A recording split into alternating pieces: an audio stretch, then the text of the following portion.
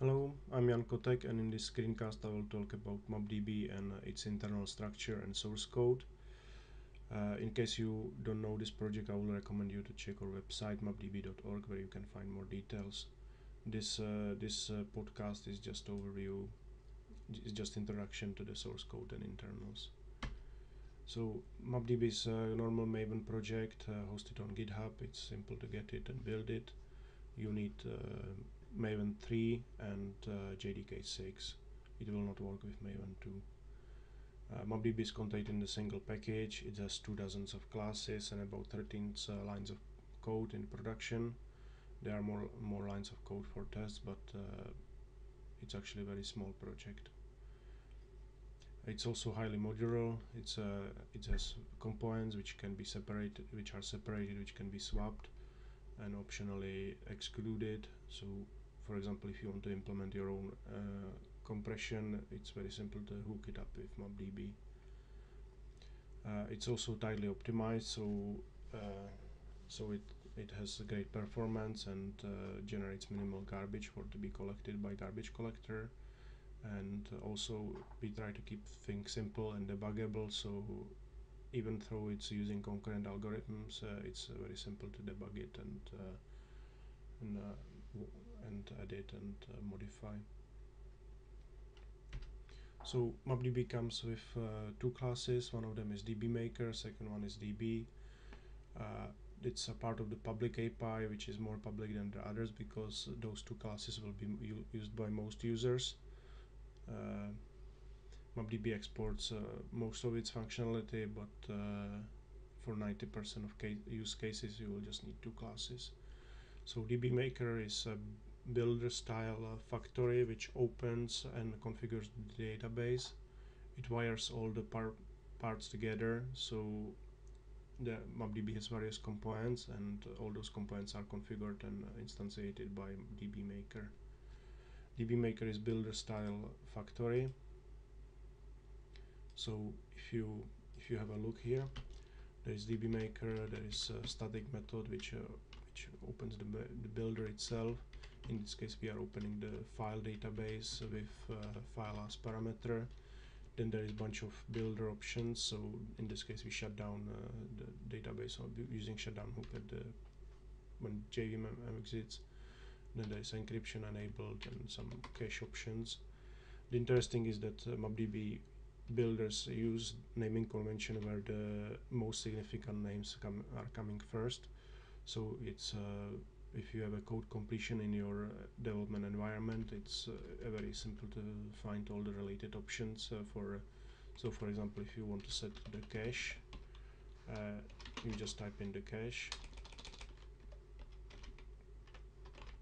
and then you can choose the various types of cache and other parameters such as disable or size. And at the end you call make, and the make itself will open the database. If you go inside the source code, I'm not sure if you are familiar with how the builder classes works, but there is a bunch of parameters. Each parameter corresponds to some option. Then you have methods which return themselves, which returns the DB Maker instance itself, and they also set the corresponding parameter. So for example, if you go in the encryption enable, return encrypt, it's not good example, sorry. And if you go in the close JVM on the shutdown, which is here, it's one option. All it does is see it's setting one boolean flag and returning the interface itself and returning the class itself. Then there is make method, which wires all the parts together. It's a great introduction how the various parts of MapDB are fitting together. So in any case, I would recommend you to check out DB Maker make engine method, because it's wonderful introduction to the MapDB architecture. So MapDB heavily uses class wrappers. So in here we have an engine. First we open low-level storage, then we add some kind of checksums and compressions, and as you can see, it's basically wrapper. So in here we replace engine which with another class which takes original engine as parameter, and again in here we add the cache which again takes the original engine as parameter, and each wrapper adds more and more functionality. And on top of it we use snapshots, and optionally we disable all the writes if the store is open for read only. So this is a great example how the various parts of MapDB comes together. Again, the method you may want to look at is dbmaker make engine, and at the end it just returns the engine.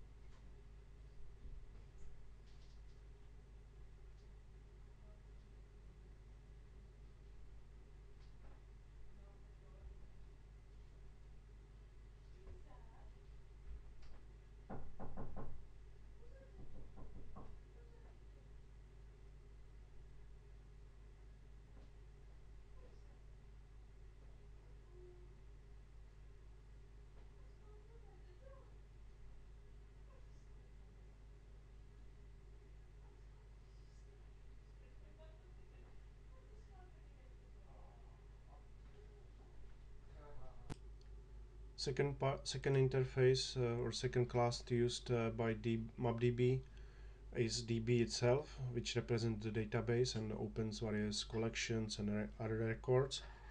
It's also part of this public API in quotes, because there are only two most important classes which are heavily used by its users. DB also wires and open some stuff in MapDB, but this time there are collections and named variables. It's similar to SQL tables in the SQL databases.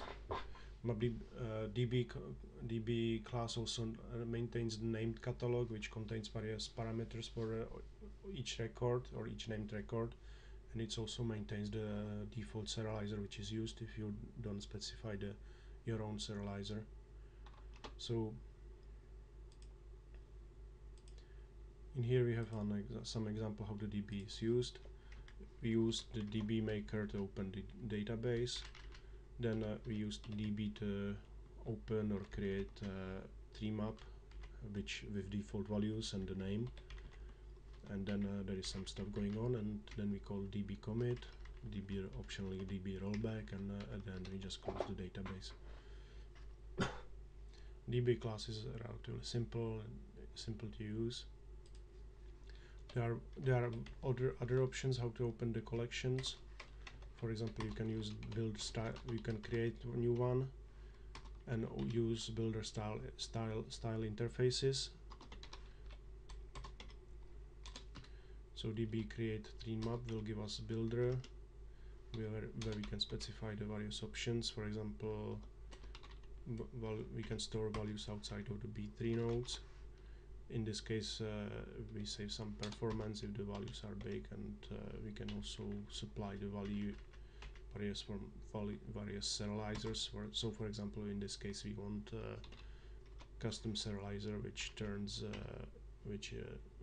the values in the map into binary form, and in this case, we will just use integer. And then we just call make. It's very simple but effective way how to manage database collections. So let's have a look at the DB class. As you can see, there is a bunch of create methods. Those are responsible for creating new named record or named collection. You can create atomic variables, which you can also create various queues and maps and sets.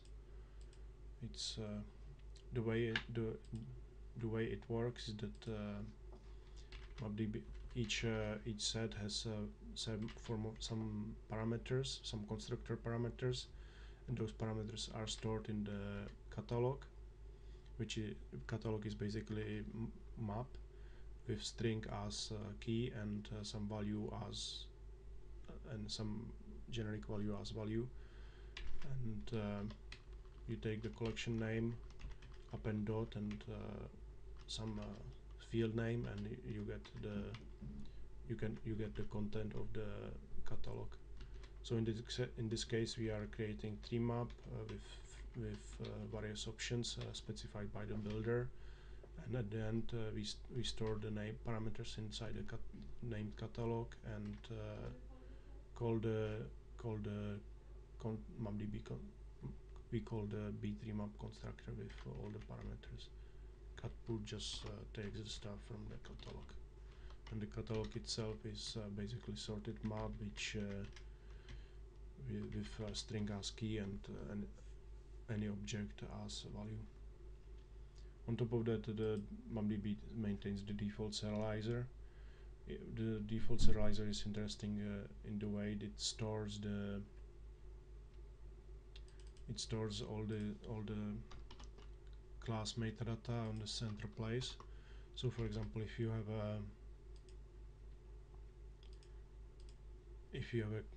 have two instances of array list, or two records of array list stored in MapDB, the class metadata is stored only once, so it greatly decreases the space usage. If you store several millions of records, the class metadata is not repeated all the time, but the class information is stored in the single place. So that's what the DB class is for as well, because it maintains the default serializer which handles this type of central information. Then we have set of create methods, but you can also open existing records or open existing collections. All you need to do is specify the name, and MapDB will open and return the collection. Then there are some additional methods for managing the lifecycle, so you can roll back, commit. There is also compaction, and close operation. You can also rename the field. You can also rename the named collection. So if you type in the wrong name, you can just call rename and it will rename existing collection. You can also remove collections and simply basic functionality for managing named record. It's kind of inspired by SQL tables, so you can create new tables, you can remove existing tables, you can alter tables, and so on.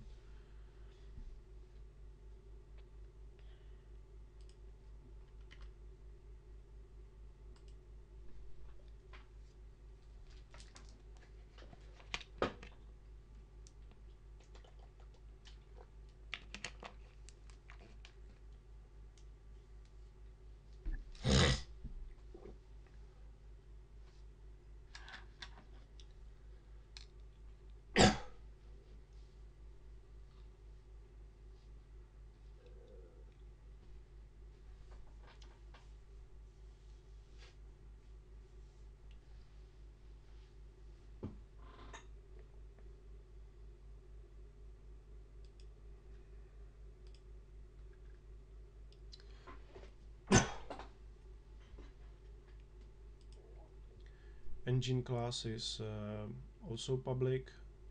or it's not class, it's interface. It's also public, but it's not meant to be used directly by the users. You'll have to use it only if you require some kind of unusual behavior from MapDB. For example, you are writing your own data type or your own collection. So engine class is engine interface is low-level key-value store. It's basically map where the key is primitive long, and value is any sort of data. It has basic get, put, update and delete operation, which takes the key and value as parameters.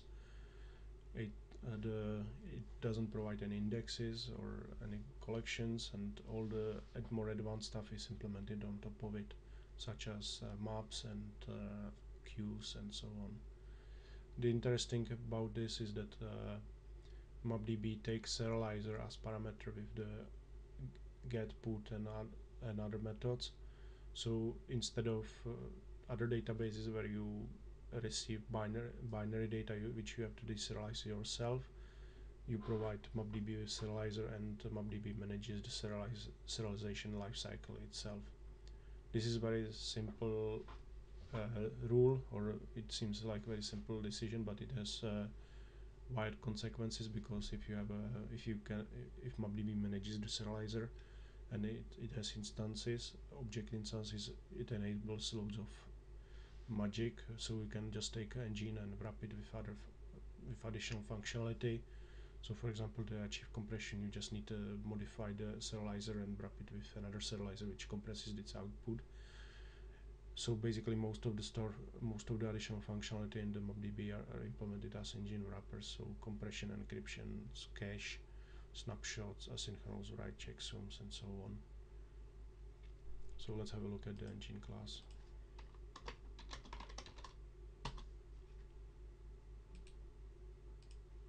As you can see, there are 4 CRUD methods: get, delete, put, and update. Those methods take record ID, which is basically offset in the index table, and it's the key, or the key which identifies the record. Then you supply the value, and the serializer which turns the value inside into the binary form. This pair is very important, because most databases would use byte arrays or some form of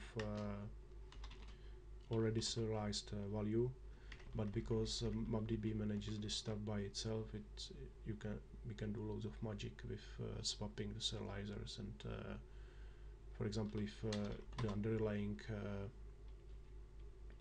for example, the underlying store doesn't even have to use serialization, you could put the key and value inside the map, and run the entire MapDB on the heap memory rather than the binary form.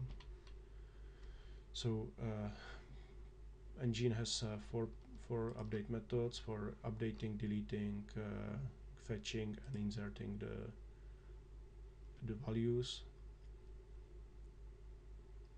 The put methods returns new record ID and takes a value and serializer as parameter. It's relatively simple.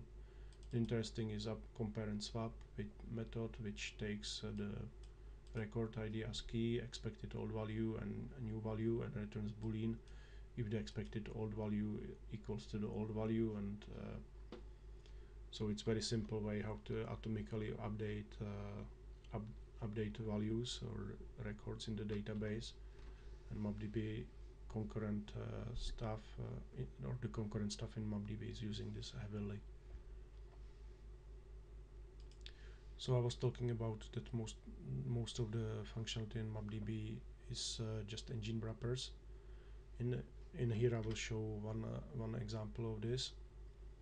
So in case we want to achieve compression, compression is basically a form of binary transformation. So you take some data and you transfer them by compressing them. but also you can represent compression as serializer, which takes byte array as input and returns another byte array as output, or which basically serialize the byte array into compressed form.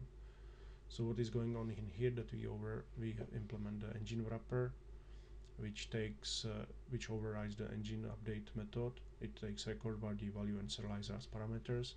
In here we wrap the serializer one more time. So in this case we will wrap the output of the serializer. We will compress the output of the serializer and just pass the updated serializer to the wrapped engine or the parent engine. So in here we call record ID value and serializer again, but this time the output of the serializer will be compressed. It's very simple wrapping pattern. If you have a look how it works in the DB maker, there is compression,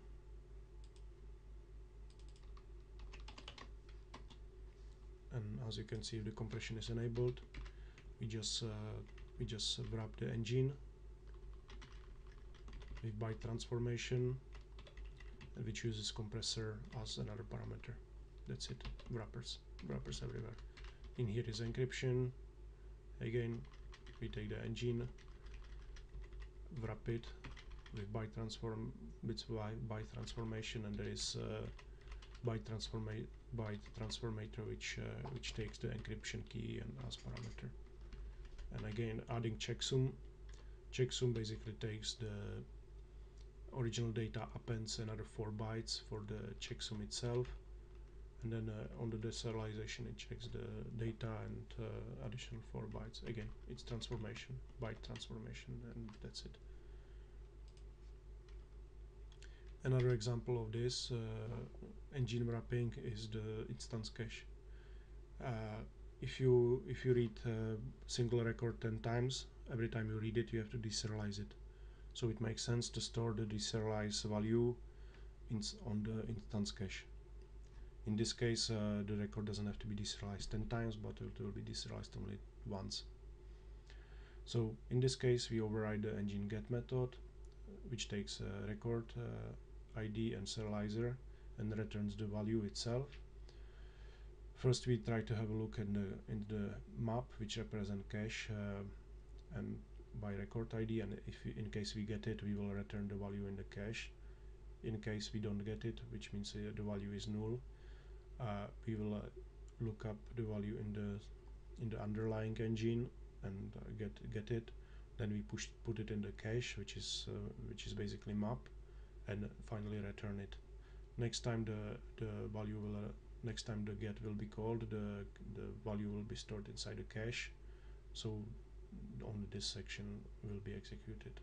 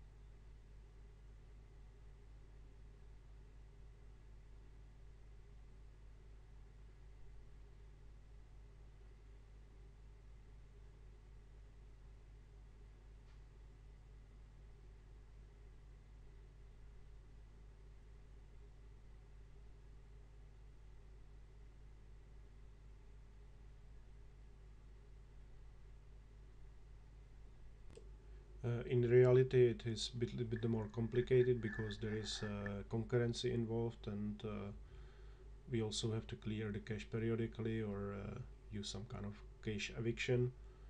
But it's very, if you have a look, it's very similar to the stuff used in here. So MapDB has 4 caching options.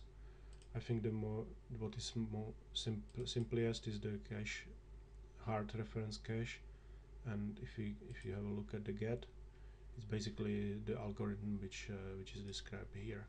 So first we get cache hash table. Sorry, I'm in the wrong class. Yep. If you have a look, it's basically very similar to the stuff we are using. So first we get value from the cache. If it's not null, we will return it. Then there is log for the concurrency, and then we get the value if from the original store, which means deserializing it, and we put it inside a cache and return it. So next time it's run, only this section will be executed. In this case, it's a cache LRU cache, where the underlying map is some sort of auto clearing map, which is cleared periodically if it's which has size limit and removes all the items which are over the size in the least recently used fashion. There are other options, but it's very simple just to get in the source code and have a look how it works. So the important part that is the instance cache is implemented as engine wrapper, so it's very simple to extend the functionality. And the other interesting thing is that even though you have instance cache, it can be quite complicated stuff. In the MapDB is implemented using very few lines of code. It's 130 lines of code. If you take a weak reference cache, again it's only 200 lines of code, which one of the rules in the MapDB is simplicity, and the instance caches are demonstrating it quite well. The other example of engine wrapping pattern is MBCC and snapshots. So if you have multiple transactions, each transaction will get its own local engine instance. The local engine instance is storing all the modification locally or locally per transaction. At the end, it will dump its all changes inside a global engine, and there is also some logic which detects the concurrent modifications. So for example, if you go in the snapshot engine, basically the way it creates snapshot is that you call snapshot and it will return your read-only copy, and as you can see there is some kind of concurrent hash map which keeps the track of the old values, and if the value is modified, it will put it inside the old value and stuff like that. So in here we are modifying the value, and there is some kind of iterating over existing snapshots, and in this case if it's not found, we put the original value in the old value, so the snapshot local snapshot instance can find it. Again, this is complete snapshot engine implemented in just 200 lines of code.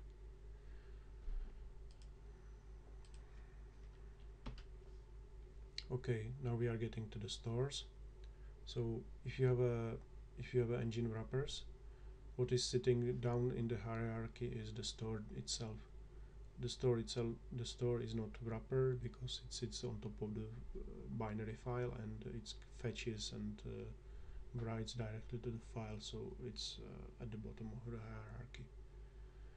hierarchy. MapDB comes with 3 store options. The store direct is one of them. It's basically space efficient and very fast data store, which writes the changes directly into the file, so there is zero protection from data corruption. On the other side, it's very fast and very very very scalable, and it's for example used if you just need a temporary map and you don't need preserving data after JVM shutdown. So store direct comes with two files, index and physical. Index is basically a translation table of 8-byte longs. Record ID, which we seen or before in the engine class, which record ID identifies the records, is basically offset in the index table, and from index table we can get the offset and size, record offset and record size in physical table. So if you are looking up the value, we first get to the index table. From the index table we get record size and offset. We fetch the binary data from physical file and then deserialize them. In case you delete and modify records, it creates free space which is unused, and for that there is structure called long stack which manages the free space. Long stack is basically linked queue or linked queue of longs or 8-byte longs. It returns values in the LIFO fashion, least recently used. No, sorry, last in first out. So because it's stack, it's very easy to maintain as well. So let's go to the source code and have a look at a few things.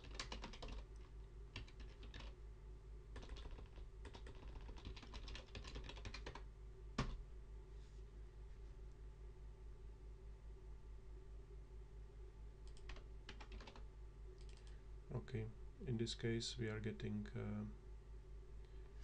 as you can see, there is we are getting index value from the index. Then there is some kind of transformation. No transformation. In this case, we are fetching the data from the input file. The size and the offset is calculated from the index value using some kind of byte shifts. So in this case, we get the data from the physical file, and then we just deserialize it. The deserialization is in here. So yeah. The other thing is the long stack.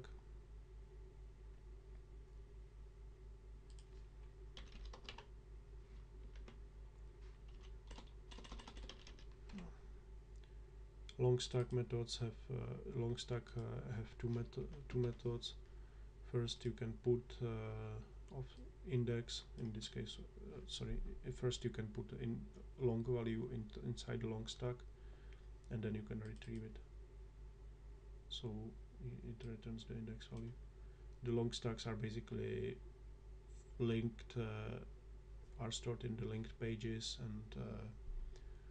and there's some logic involved, but in reality it's relatively simple as soon as you get through the some logic. It's I'm trying to keep MapDB very well documented, so all the byte offsets and byte shifts and stuff like that is in Javadoc. So storeval is reimplementation of store direct, which adds write ahead log. So storeval is basically the same as store direct, but it's transactional, and in case it's protected by write ahead log. So if your process dies in the middle of commit, you will not lose data. The commit will be simply replayed from the write ahead log. It's standard mechanism used by other databases as well. In this case, the long storeval uses the same format, so it also uses long stack to keep the track of the data or keep the track of the free space. But in this case, a long stack is emulated inside the memory, and all the operations are translated a sequence of modifications without logic. So if you and also operation the sequence of this modification basically says stuff like write byte at this offset, and because there is no logic involved, it doesn't depend on the format of the store. and in case it crashes in the middle of replay, the subsequent replay will not fail, because the logic cannot be corrupted if the data are corrupted. Sorry, the replay cannot be corrupted if the data are corrupted or half replayed. So store val, as you can see, it extends store direct. It's just very relatively similar method signatures. In this case, we are overriding the long stack, and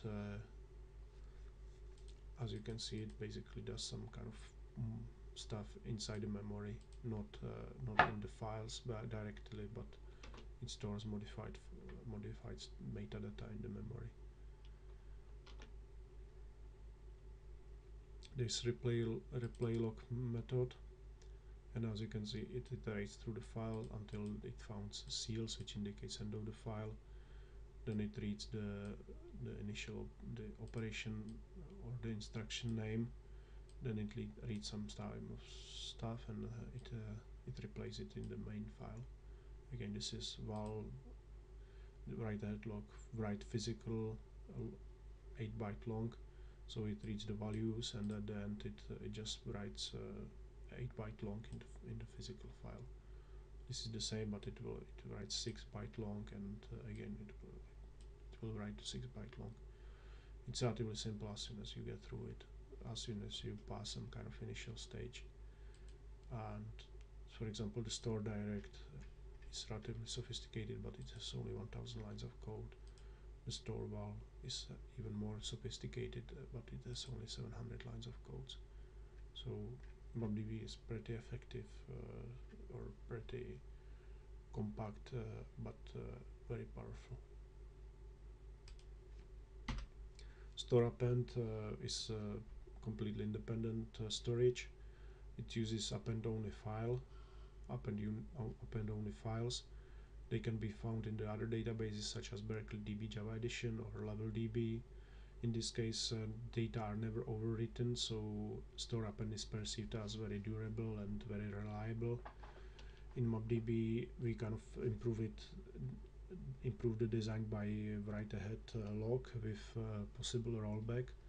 So if there is zero copy during the commit or zero copy during the rollback, it still preserves the data never overwritten rule, but in this case it's quite fast as well.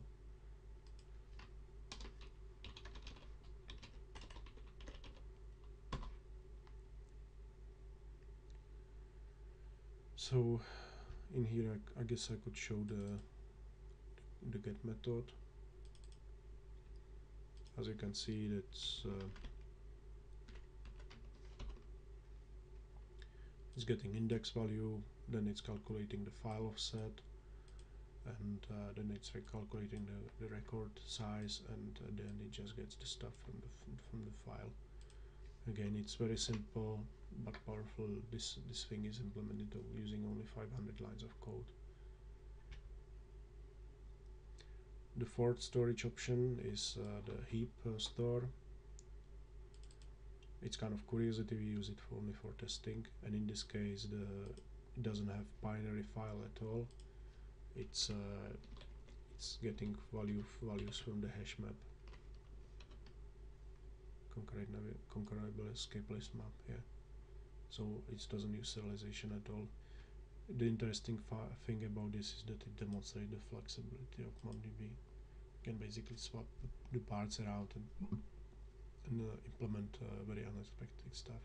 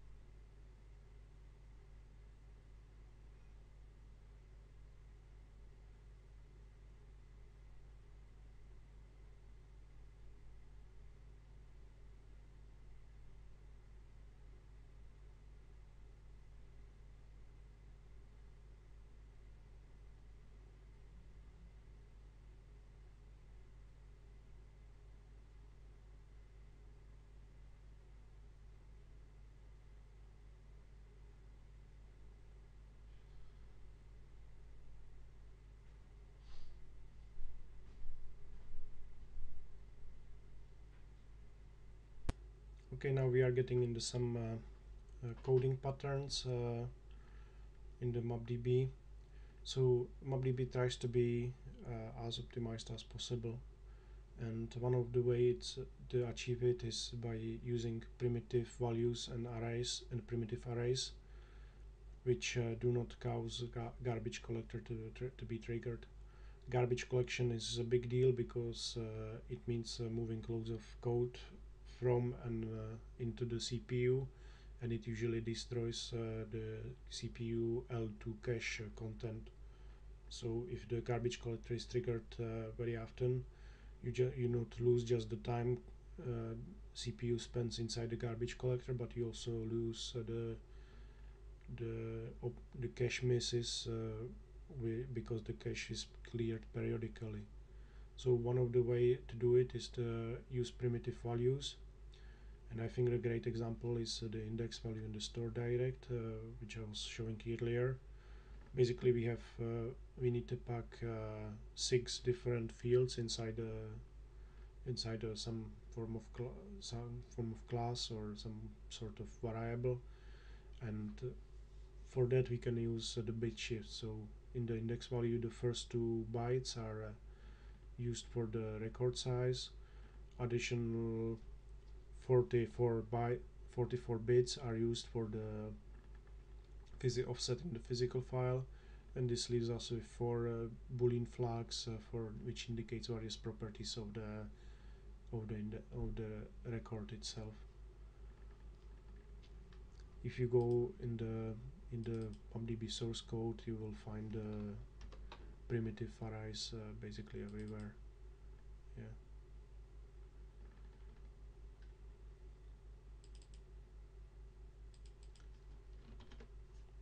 Yeah, for example in here it's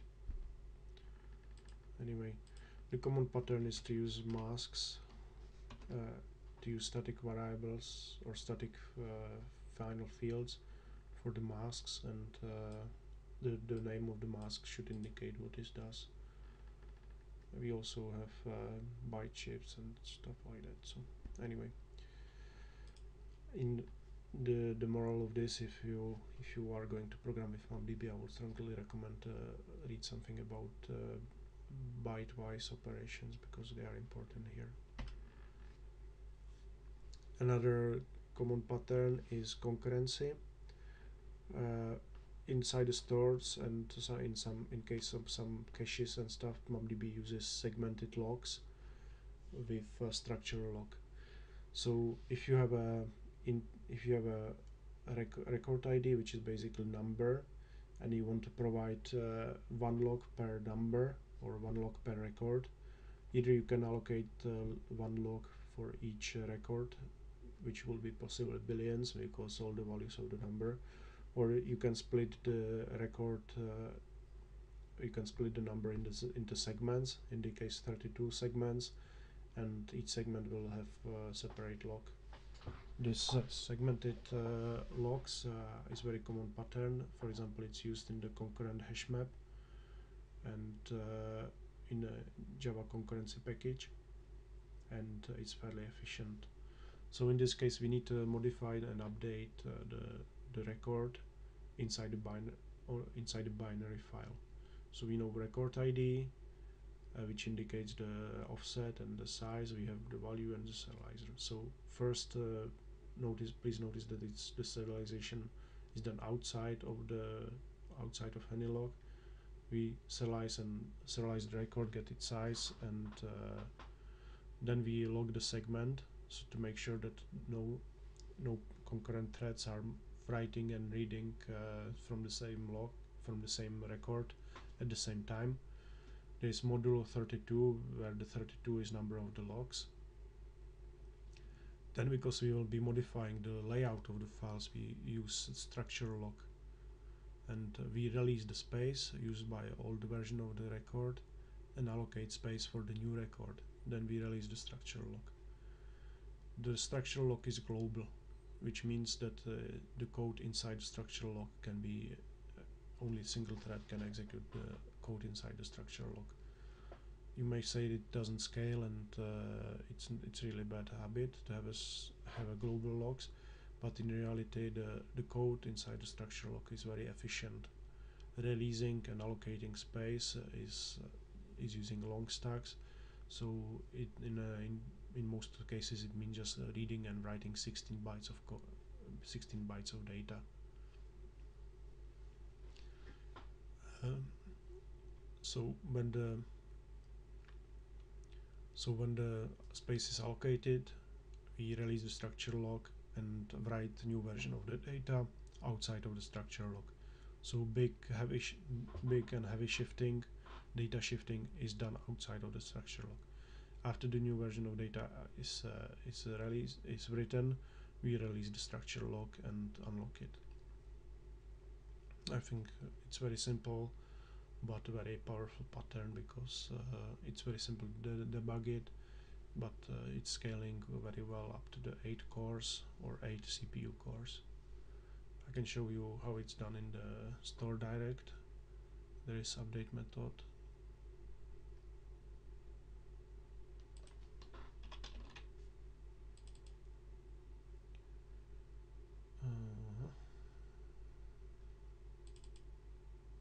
Yes, so in here we deserialize the stuff. We get the in here is the deserialization. In here is the segment log. As you can see, we are not just using, we are using hash to prevent collisions, and also we are not using byte, we are not using modulo but byte-wise operations, which has the same effect. Okay, so inside in here we are inside the structure, inside the in here we are inside the segment log. We get the stuff used by older version of the record, and then we log the structure log. We release the space. We allocate the new space and release the structure log. The code inside here is executed inside the structure log, but it's fairly efficient because it requires minimal input-output.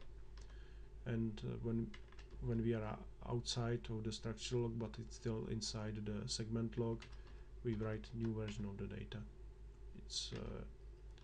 This is more complicated because we have to handle the linked records, but this is basically what is going on. It's physical. We'll get some array, and it will get written at a certain offset. So we were in the put method.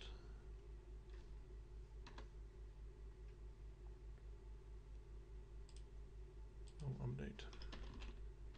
Sorry, I got lost a bit. So yeah, we were here. So this is the place where the record is being written. No, this is the place where the record is being written. We are outside of the structural log, but we still have the segment log. And at the end, we release the segment log, and there is some house maintenance. So segmented locking is very similar, very simple but powerful pattern how to do concurrency while still preserving some kind of readability and maintainability. Okay, this brings us to the volumes.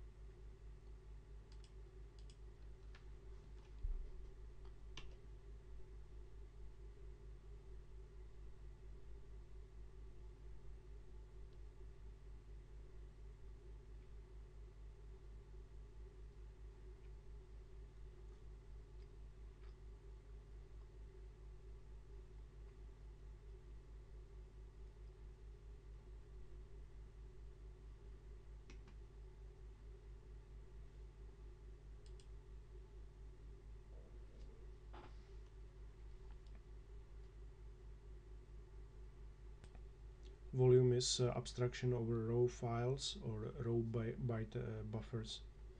It allows MapDB to work on the top of the heap, memory mob files, and various byte buffers or even file channels.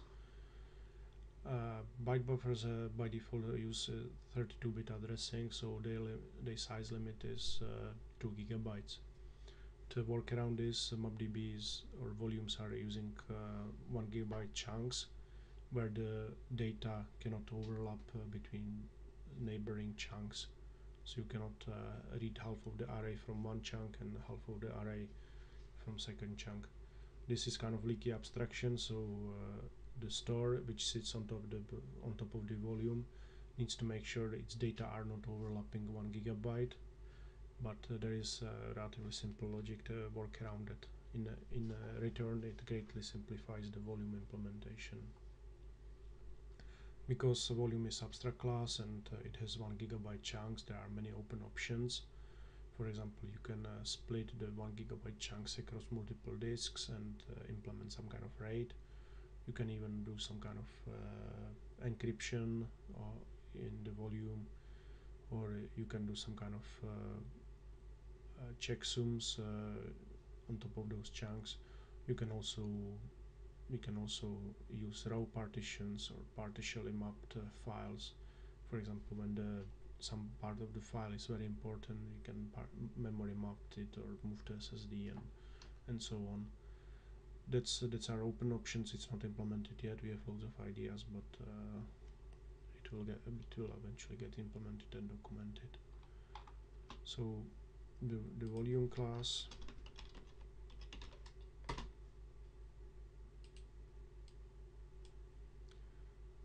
as you can see, it's an abstract class. It's a bunch of get methods. In this case, get integer, get long, get packed long, get 6 long, get unsigned byte, and blah blah blah. As you can see, the offset is always long, so you can have a terabytes of the volume can address terabytes of data. There are also put methods. Each get method has corresponding put methods, so you can put in binary data, you can put integer. Again, the offset is always long, so it can address terabytes of data. And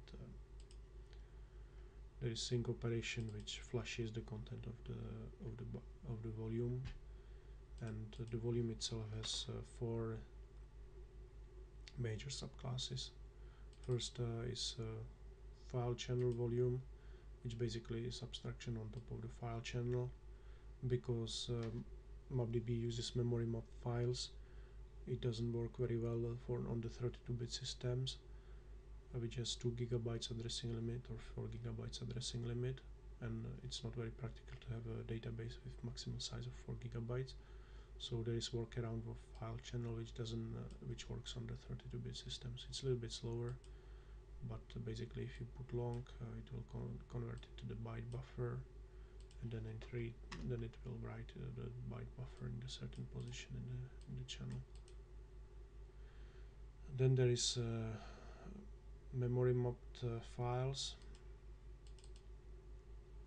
which takes file and it has bunch of byte buffers, and it basically writes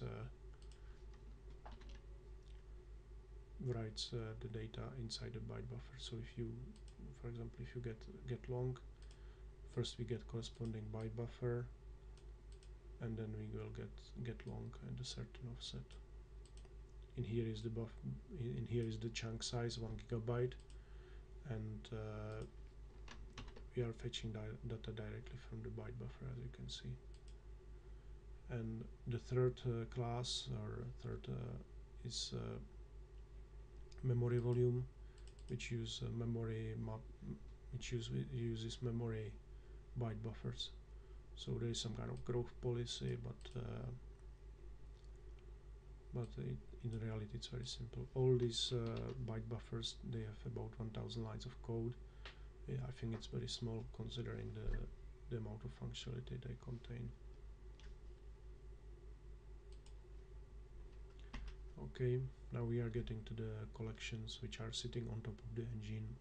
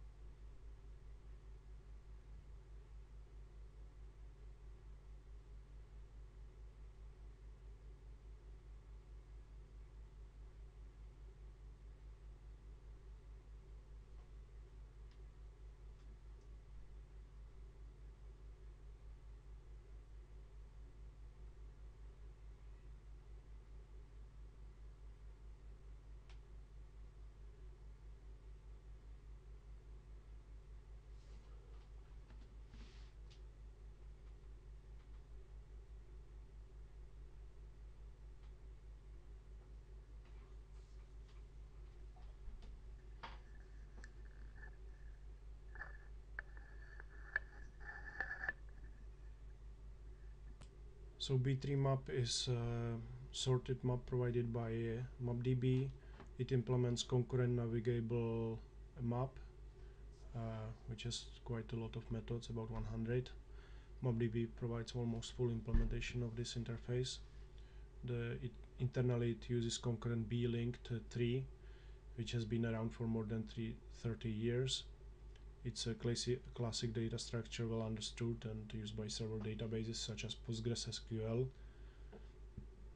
The nice about it, it's very similar to the normal B3s and very simple to understand, and it has zero locking, and it only requires one lock per node locking where doing updates, so it has very good concurrency. Because we implement concurrent navigable map, which is very complex interface, we borrowed some unit tests and some code from the Apache Harmony and JSR 166, which is basically concurrent package in the JDK. Concurrent B-Link 3 has very good paper, and the code which is inside the MapDB was basically translated line by line from some kind of pseudocode in the scientific paper into the Java. So let's have a look at the source code.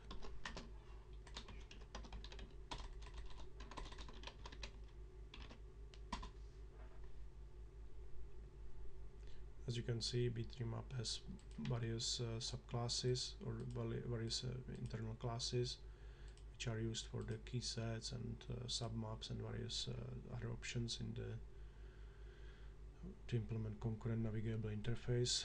As you can see, the class itself implements quite a lot.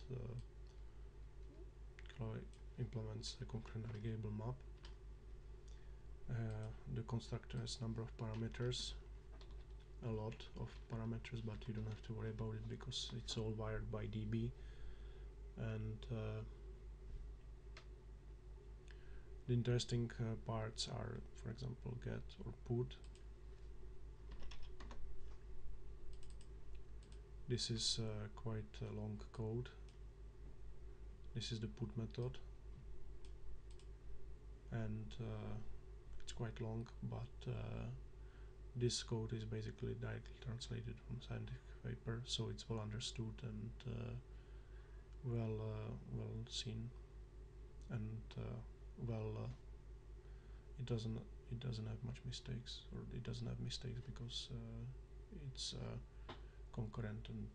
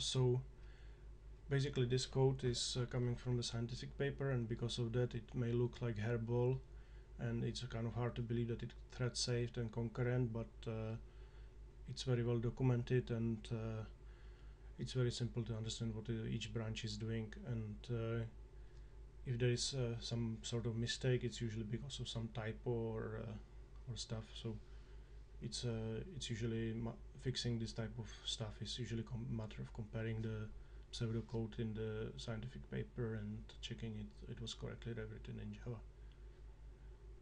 This algorithm is around for about 30 years, so it's well documented and well understood. This brings us to the B3 map concurrency. B-link trees are working the way that if the node split is happening, usually you will have to log some nodes and or even log the tree globally if the node split is happening. In here you can see that this node is okay, but this node is just splitting because there is 16 and 16, but it's not yet to be the 22, which is the 16, which is boundary, is not yet projected inside the parent node. So this node is splitting, but the parent node is not updated. And the concurrent trick which is used by B-link tree is that there is link maintained between nodes at the same level, and if, for example, in this case, if you will be looking for 19, you will find that 22 is larger than 19, so you will go here, but you will go to the end of the node, but you will find only 16, which means that the node is probably splitting, so you need to follow the link to the next node, and in here you will find 19. The next step in here is to split this node using similar pattern, so its parent node will be again updated in the same way. The important about this that the B-link structure is never broken during the update, so the reads will always succeed. The tree is always consistent for read, and the reading doesn't require any locking. The updating requires locking to make sure that the node is not split twice by the two different threads. So there is a log, there is single log per node, which is being modified. In reality, the B-link tree is very simple but very powerful and very concurrent structure. That's why we choose it for MapDB. Another pattern used in the MapDB is delta packing. If you have a B3 node which has sorted keys, usually you can see some sort of pattern between the keys. So for example, that's are the values in the B3 keys in the single node. You have 1000, 1001, 2, 3, 4, and so on. But the way you can store it is that you store only the first value or first key, and then you store the difference between the keys. And because the long packing and some additional stuff, you will require only minimal space to store the increments. So this way MapDB can save up to 60% space consumed by B3s. It also has the serializers or delta packing serializer for the strings. In this case, the strings have common prefix. If you have 1 million strings which are very similar, and they are sorted, it's very likely that the strings nearby each other will have some sort of common prefix. For example, if you have an address, if you have a string address where the state is first, the city is second, and the street and the street number are last, you will have many people who lived in the same state and in the same city. So in this case, MapDB will recognize the same prefix and store the prefix separately, and then the suffix will be stored separately as well. In some cases, we can have a composite keys. So if you have a state, city, and street, you don't have to concatenate them in the single string. You can use tuple with 3 values, and first value will be the state, the second value will be city, and the third value will be street. And in this case, the tuples are repeating again because they are sorted. So the state will be always first, and you only have to store the first value. And sorry. So anyway, the delta packing works on the tuples as well. So in here I will show how it works.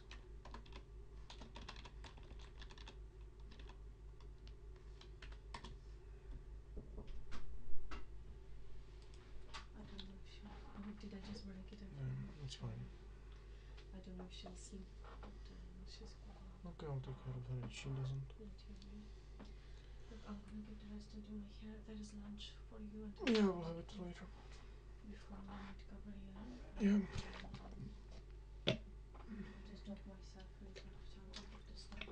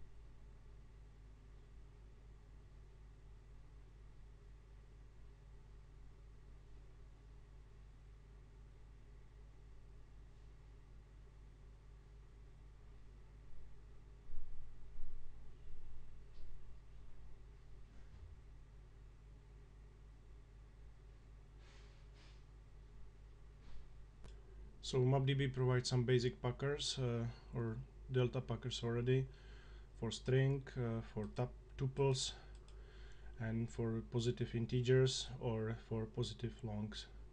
So let's have a look in here. So basically this is just deserialization, this is deserialization, which is simpler. We get the first value and then we basically just store the difference between the current and the previous. It's very simple but efficient. The strings, there is some logic going on which tries to find a common prefix, and in here, yeah, leading value packed, right?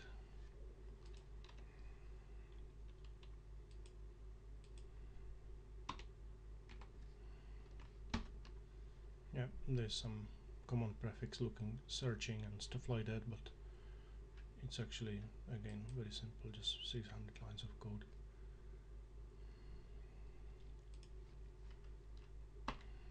Okay, another interesting feature of MapDB is data pump.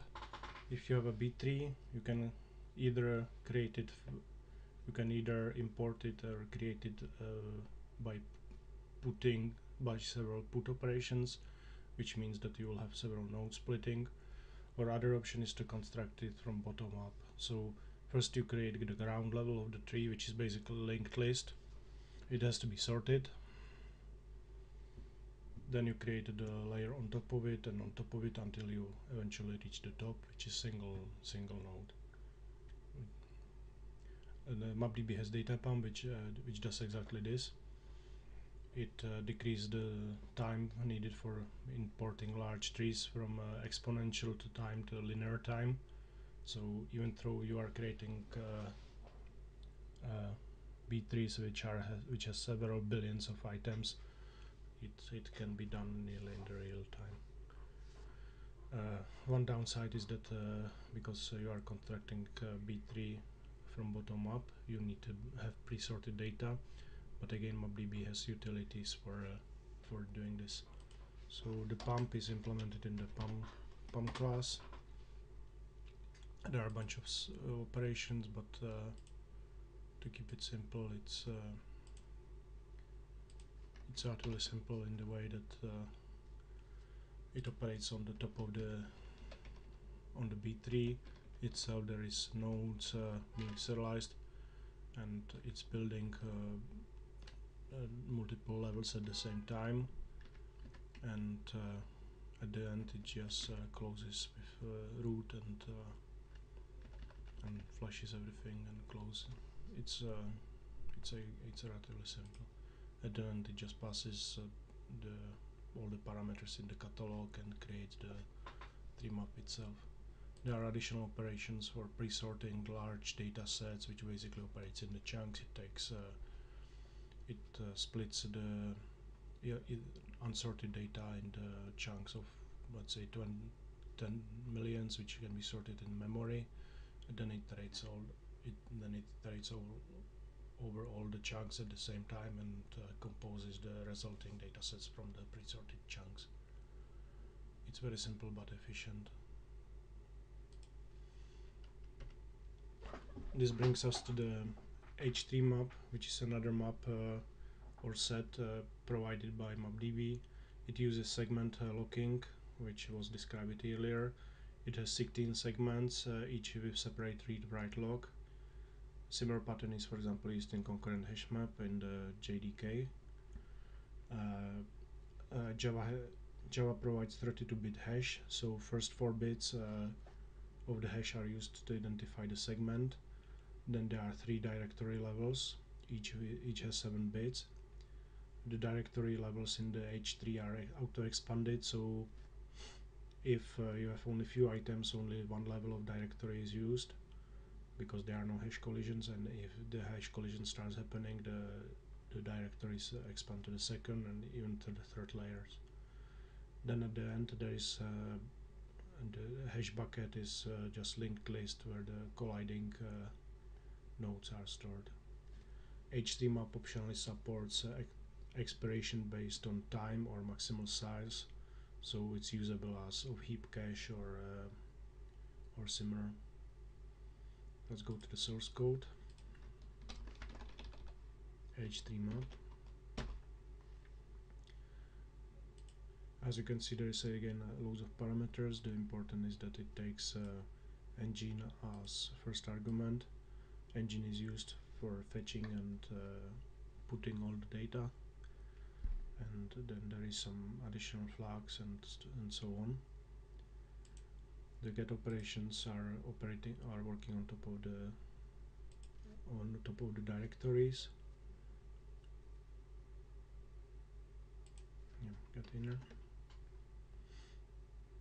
So there is loads of shifting and stuff like that. We have 3 levels of directories. In here is segment log, in here is segment record IDs, and we iterate on top of the directories, and at the end we have link hash bucket. It's kind of complicated in the sense it's hard to understand the code, but as soon as you build the abstraction of data structure, it's relatively simple to understand what's going on. Again, the H3 map has 1500 lines of code, which is relatively small compared to similar solutions. MapDB supports expiration, which is maintained by a linked queue. It's each segment has a separate linked queue, so it makes sure that it can maintain the concurrency even if we are using global logs. Because we have 16 global logs, there is some sort of concurrency still involved. There is some methods for managing the expiration linked queue. This expire purge is run by background thread.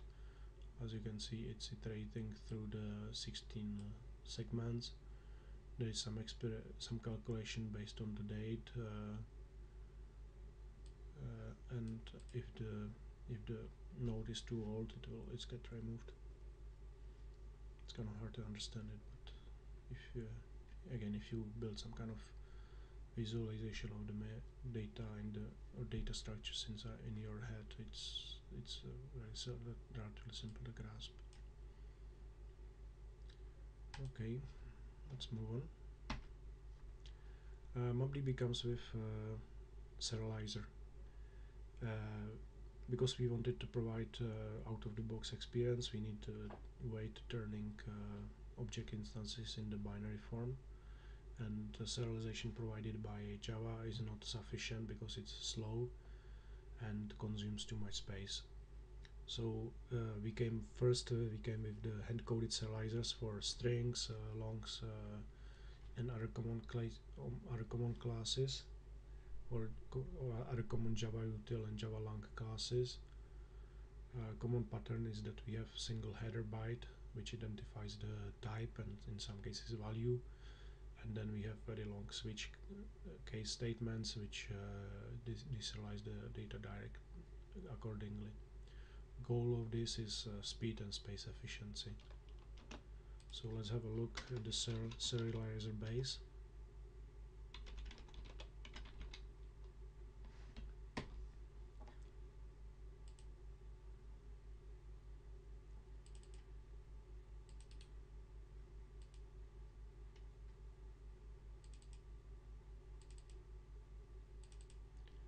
And as you can see, yeah, that's it. As you can see, we read a single header byte, and the value of the header byte in some cases represent the value itself, such as null, true, false, -1, 0, 1, 2, 3, 4, or long 0, long 1, and so on. There's even an empty string represented by this, some characters. Or for example, if the long is if the number is too big to be represented by a single byte, we are using packed integers or to basically minimize the space used. There are arrays, tuples, identity hash maps, tree sets, linked list. Anyway, it's very fast, very space efficient, and it's built in, so you don't even know that you are using built-in serialization.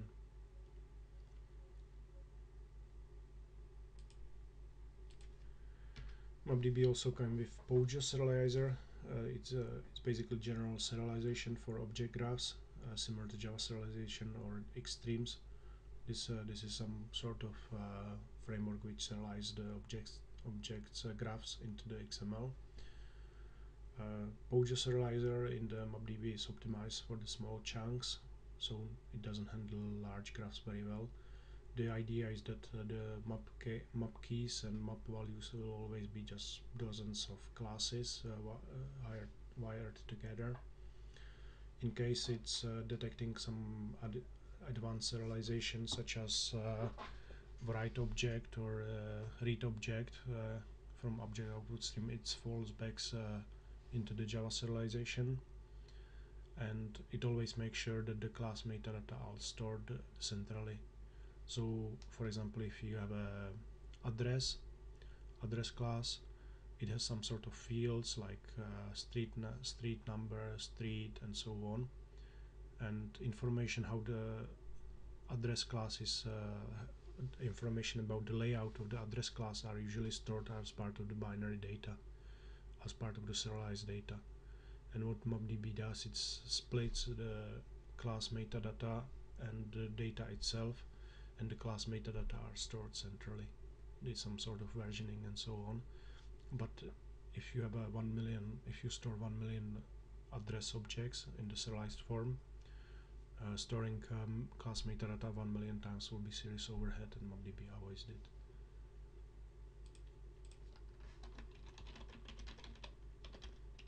Serializer POJA, there's not much to see. It's using some kind of field manipulation and feed iteration. The interesting thing, it works also on Android, and it's very fast compared to Java serialization. Okay, this brings us to the functional stuff.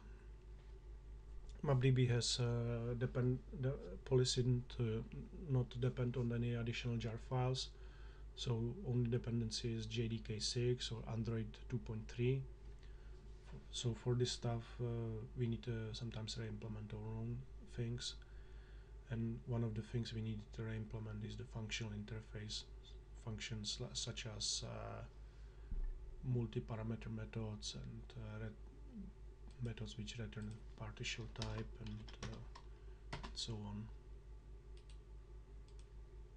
So as you can see, there are variables functions which takes 2 parameters. There is runnable which doesn't return any sort of value and still takes two or three parameters. We have tuples which can store 2, 3 or 4 values, and we have some extractors and similar stuff.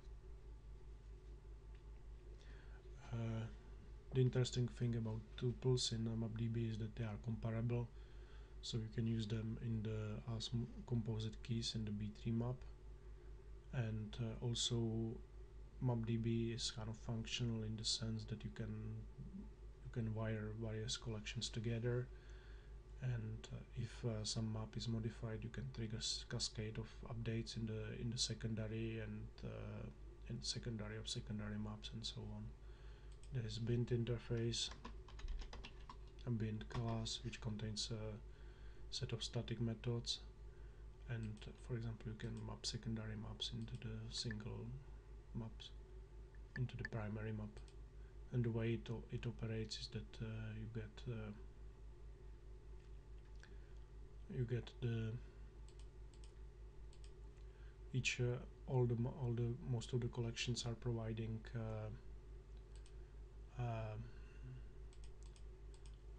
some sort of modification listener. So by adding modification listener to the map, you can actually trigger the updates in the secondary and in the secondary maps. It's very simple. Again, the binding and the classes and the functional stuff, about 300 lines of code.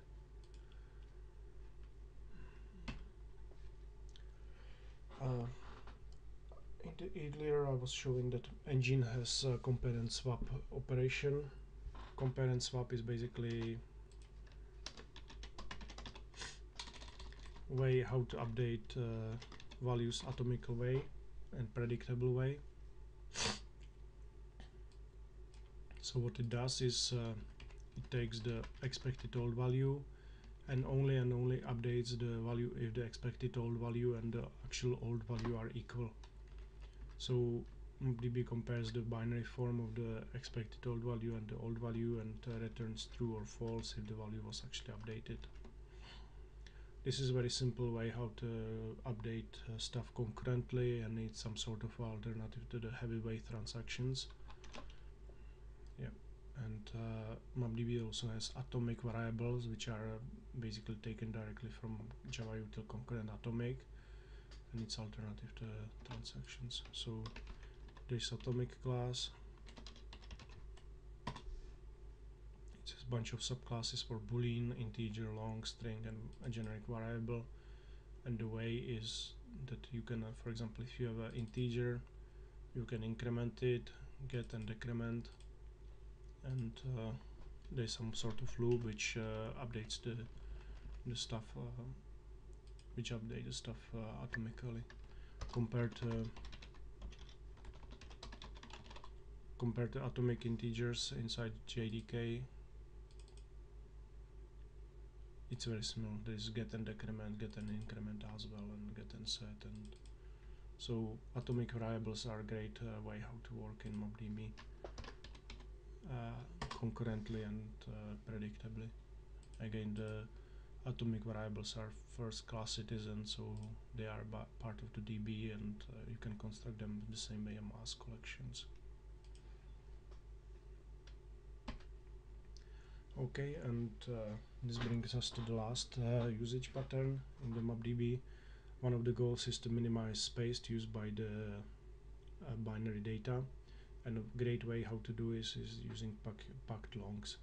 So if you have usually the long takes 8 bytes, but if you have a stream of data, there is a great way how to use first bit, which usually indicates the positivity or negativity. You can use it for representing if the value should be expanding or not.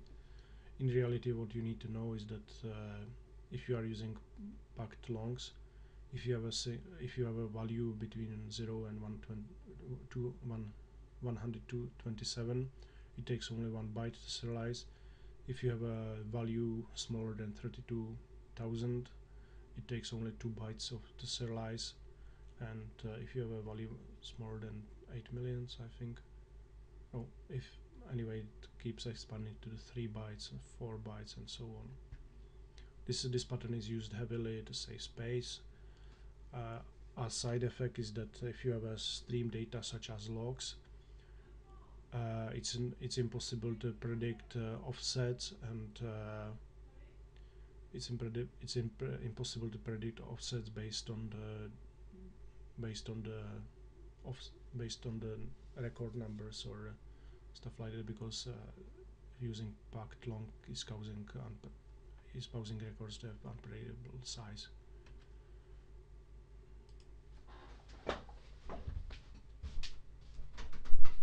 What? What did you want? Yeah, in half hour I told you.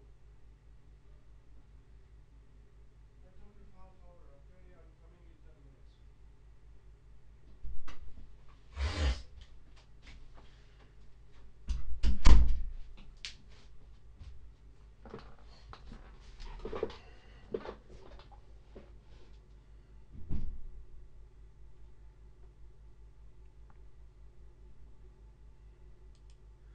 Okay, so to close this talk, MapDB is a similar project as any other. There is no magic involved. It's relatively simple to understand and modify it. You can open it in your development environment and run all the unit tests. Normally, there is no magic involved. It's very simple to modify and hack around and so on. I hope this podcast was helpful, and I hope to see you in the MapDB mailing list or get some pull requests from you on GitHub. Have a nice day, and see you in the next podcast.